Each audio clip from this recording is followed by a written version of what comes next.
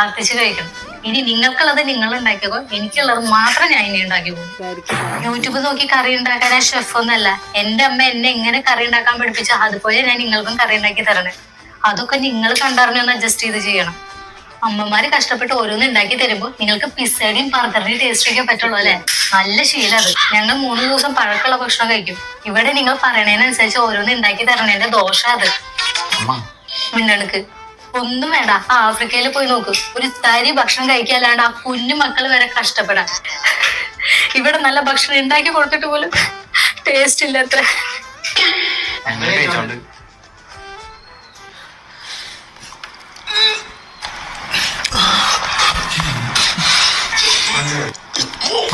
Anti പട്ടിക്ക് ഭക്ഷണം കൊടുത്തില്ലേന്ന്? ഞാൻ അതിന്റെ ഫുഡ് ഇറച്ചിയും കൂട്ടി കൊടുത്തതാണല്ലോ.